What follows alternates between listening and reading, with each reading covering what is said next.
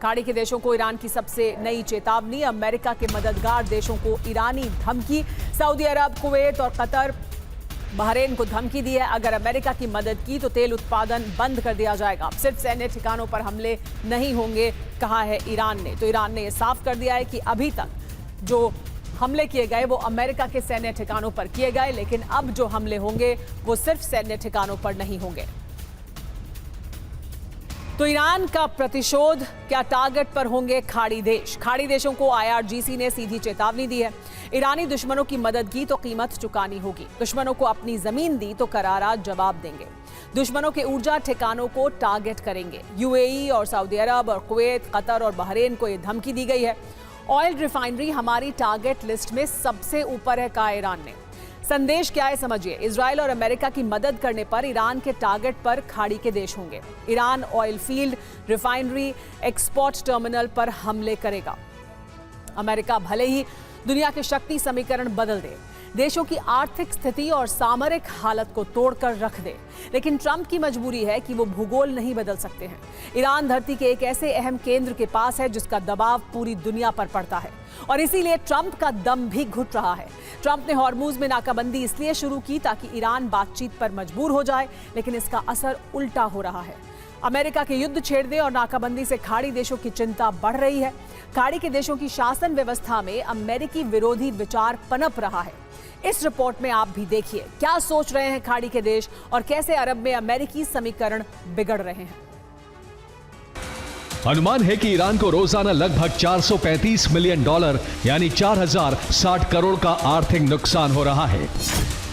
नाकाबंदी से पहले ईरान रोजाना 15 लाख बैरल कच्चा तेल निर्यात करता था, जो इस वक्त पूरी तरह बंद है।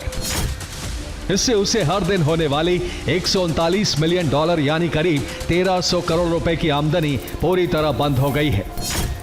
खर्ग आइलैंड से ईरान का 92% तेल निर्यात होता है, जो पूरी तरह से ठप है। तेल निर्यात न होने की वजह से ईरान के पास तेल स्टोर करने की जगह खत्म हो रही है। अगर नाकाबंदी जारी रही तो ईरान को अपने ऑयल फील्ड बंद करने पड़ेंगे, जिससे सालाना $15 बिलियन यानी 1,40,000 करोड़ रुपए का नुकसान होगा।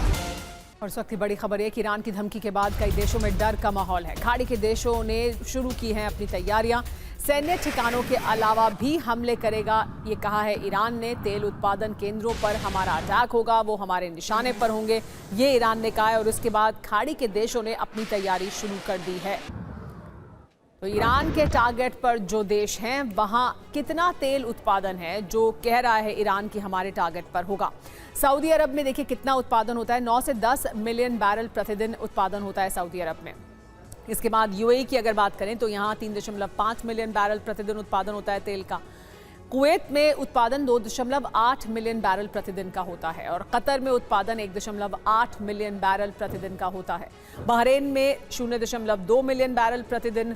और हमला हुआ तो क्या होगा ये भी जान लीजिए। तेल की कीमतें और बढ़ेंगी, वैश्विक ऊर्जा संकट पैदा होगा, सप्लाई चेन पूरी तरह से टूटेगी और पूरा मिडिल ईस्ट युद्ध क्षेत्र बनेगा। पूरी दुनिया में अर्थव्यवस्था संकट भी पैदा हो जाएगा।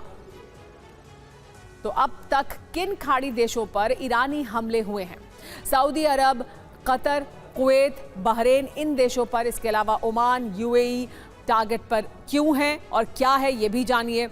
एयरपोर्ट टारगेट पर रहे हैं, US मिलिट्री बेस टारगेट पर रहे हैं अभी तक। US नेवल फ्लीट को टारगेट किया गया है, ऑयल रिफाइनरी को टारगेट किया गया है और ऑयल डिपो को टारगेट किया गया है। कि ट्रंप ऐसे माफिया की तरफ बर्ताव कर रहे हैं जो दुश्मन को कार की डिक्की में डालकर दबाव बनाता है। ईरान के बुनियादी ढांचे पर हमले करना युद्ध अपराध है और स्टारमर को इसकी स्पष्ट आलोचना करनी चाहिए। खाड़ी देशों के अधिकारियों ने चेतावनी दी है कि अमेरिका की कोशिश ईरान के क्षेत्रीय प्रभाव को खत्म करने के बजाय उसे मैनेज करके युद्ध से निकलने की है। इससे वैश्विक ऊर्जा आपूर्ति पर तेहरान की पकड़ और ज्यादा मजबूत होने का जोखिम पैदा हो जाएगा। इससे वैश्विक आर्थिक स्थिति सुधर जाएगी, लेकिन अरब में अनिश्चितता बनी रहेगी। खाड़ी देश न समझौते में शामिल हैं, न ही उन्हें इससे कोई सुरक्षित भविष्य की उम्मीद है। तो हॉर्मुज में एक और जहाज पर हमला हुआ है। आईआरजीसी ने ऑयल टैंकर पर किया है अटैक। पिछले कुछ घंटों में 2 जहाजों पर हमला किया गया। ब्रिटिश एजेंसी ने इस हमले का दावा किया है। पिछले कुछ घंटों के दौरान 2 जहाजों पर हमला किया गया है। देखिए किस तरह से, और इसका जो दावा है, आईआरजीसी ने, ये ऑयल टैंकर है जिस पर अटैक किया है। हॉर्मुज में एक और जहाज पर कुछ ही घंटों के भीतर यह हमला किया गया और इसका दावा किया गया है ब्रिटिश एजेंसी के द्वारा। ब्रिटिश एजेंसी ने इसकी जानकारी दी है। एक और बड़ी खबर आ रही है ओमान की खाड़ी से। ओमान की खाड़ी में शिप पर ईरान ने फायरिंग की है। कंटेनर जहाज पर आईआरजीसी ने फायरिंग की। फायरिंग से जहाज के ब्रिज को नुकसान हुआ है। जहाज के सभी क्रू मेंबर सुरक्षित हैं। तो 2 जहाजों पर हमला किया गया है आईआरजीसी द्वारा, ईरान द्वारा। इसकी जानकारी भी अब सामने आ चुकी है। जो ये दूसरा हमला किया गया, ये ओमान की खाड़ी में किया गया और यहाँ जो हमला किया गया उसमें जहाज के सभी क्रू मेंबर सुरक्षित हैं, लेकिन शिप के ब्रिज को नुकसान पहुंचा है।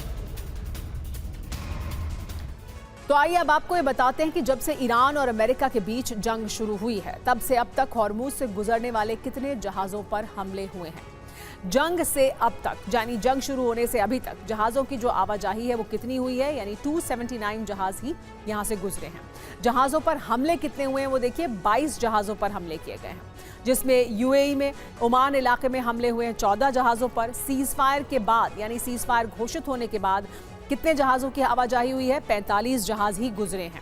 अमेरिकी दावा यह है कि टुस्का जहाज को जब्त किया गया है। 25 से ज्यादा जहाजों को नाकाबंदी से रोका गया है, आगे नहीं जाने दिया गया है। 18 और 19 अप्रैल को 2 भारतीय जहाजों पर फायरिंग हुई थी। आईआरजीसी ने जहाजों पर यह फायरिंग की थी। जहाजों को वापस लौटना पड़ा था। भारत ने ईरान से नाराजगी जताई थी। 20 अप्रैल को 14 से ज्यादा जहाजों का काफिला रोका गया। कुछ पर वार्निंग फायरिंग की गई और कई जहाजों ने अपने रूट इसके बाद बदले। 22 अप्रैल को आईआरजीसी ने जहाज पर फायरिंग की। जहाज को काफी नुकसान हुआ। शिप किसका है ये अभी साफ नहीं है, अमेरिका का, लेकिन दावा यह है कि चीन से ईरान को हथियारों की सप्लाई हो रही है और इसके लिए ईरानी कंटेनर शिप का इस्तेमाल किया जा रहा है। 3 दिन पहले ही ट्रंप ने कहा था कि चीन ने आश्वासन दिया है कि ईरान को हथियार नहीं दिए जाएंगे, लेकिन अब दावा है कि 19 अप्रैल को जब्त किए गए जहाज में हथियार बनाने के काम आने वाले उपकरण मिले हैं।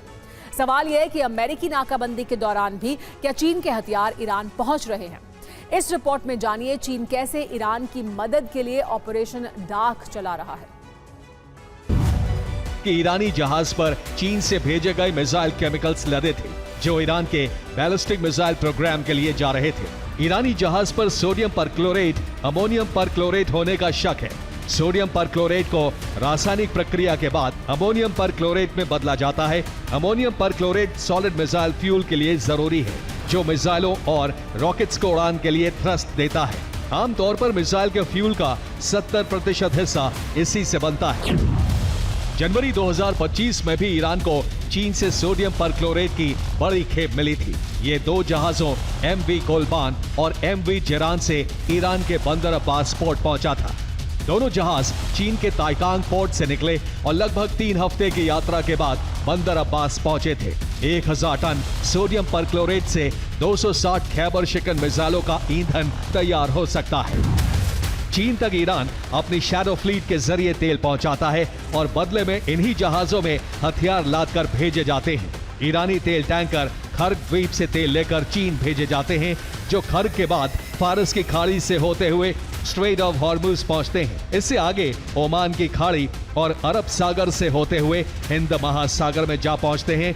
वहां से मलक्का स्ट्रेट पार करके मलेशिया के पास तक पहुंचते हैं, जहां मलेशिया के जोहर समुद्री क्षेत्र में ईरानी टैंकर से ऑयल शिफ्टिंग होती है। चीन के टैंकर में तेल शिफ्ट किया जाता है, जिस पर इंडोनेशिया या फिर मलेशिया का फ्लैग लगाया जाता है, जहां से शैडो फ्लीट को साउथ चाइना सी से चीनी पोर्ट तक पहुंचाया जाता है। फिर शेंज़ेन पोर्ट पर तेल उतारा जाता है।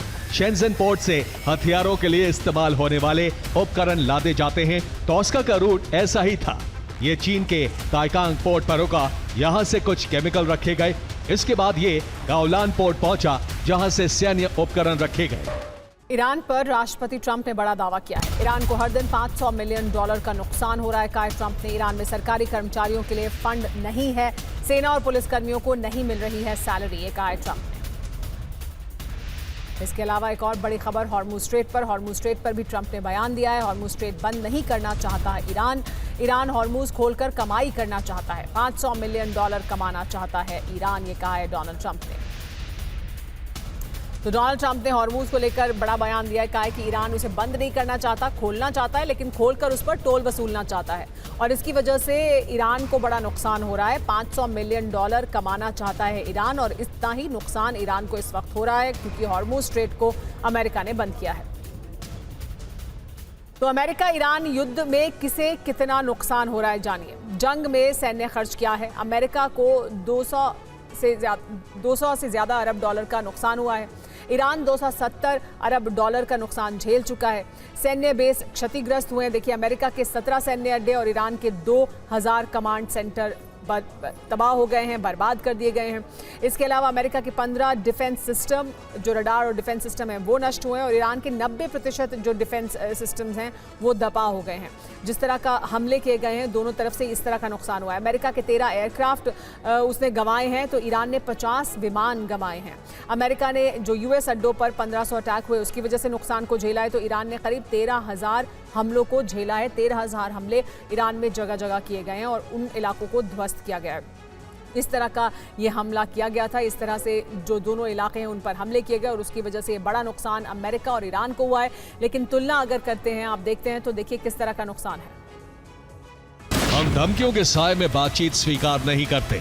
पिछले 2 हफ्तों से हम युद्ध के मैदान में अपने नए पत्ते खोलने की तैयारी कर रहे हैं। ईरान के सरकारी न्यूज चैनल की एक रिपोर्ट में कहा गया है कि ईरान की 87% जनता अमेरिका से युद्ध जारी रखना चाहती है। इस दावे का आधार एक सर्वे को बताया गया है।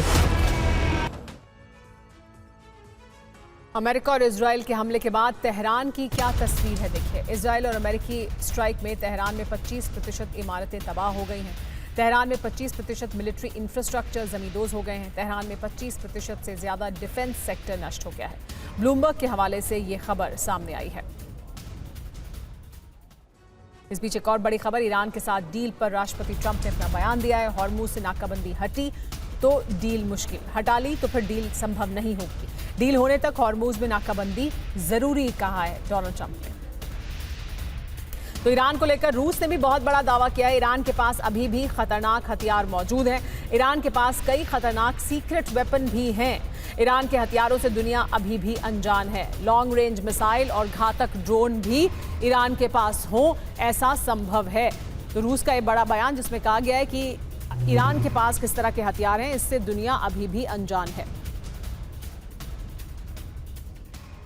तो ईरान के सीक्रेट हथियार, क्या शांति नहीं संघार ही होगा? कालेबाफ ने क्या चेतावनी दी है और इसके क्या मतलब है जानिए। जंग में नए कार्ड्स यानी नई रणनीति का हम इस्तेमाल करेंगे, यानी अगर अब युद्ध हुआ तो फिर नई रणनीति का इस्तेमाल करेंगे। ईरान के कार्ड्स क्या हैं, आइए उसको डिकोड करते हैं। दरअसल ईरान के पास दुनिया के सबसे घातक हथियार मौजूद हैं जिसकी तरफ रूस भी इशारा कर रहा है। ये कह रहा है कि उसके पास बहुत से ऐसे हथियार हैं जिसके बारे में दुनिया नहीं जानती है। लंबी दूरी की बैलिस्टिक मिसाइल और क्रूज मिसाइल तो उसके पास मौजूद है ही। नए कामिकाज़े ड्रोन का भंडार भी है जिसे सीक्रेट जगह पर रखा गया है, वो सीक्रेट जगह पर मौजूद है। नए एंटी शिप हथियार भी मौजूद हैं। जो शिप को नष्ट करने वाली मिसाइल होती है वो उसके पास है। टॉर्पीडो और माइंस भी उसके पास मौजूद हैं।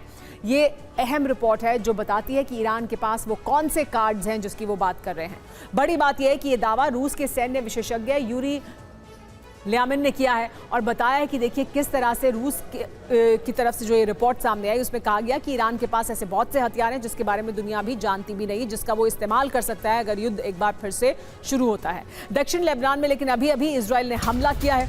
लेबनान के काकायत अल जुसर शहर पर बमबारी की गई है। इजरायली हमले में 6 लोगों के घायल होने की खबर है। बमबारी से कई घरों के तबाह होने की भी खबर है। तो देखिए, अभी शांति वार्ता नहीं हुई है और शांति वार्ता के लिए सीज फायर किया गया था, रोका गया था इन हमलों को, लेकिन अब एक बार फिर इजराइल ने हमले शुरू कर दिए हैं लेबनान में।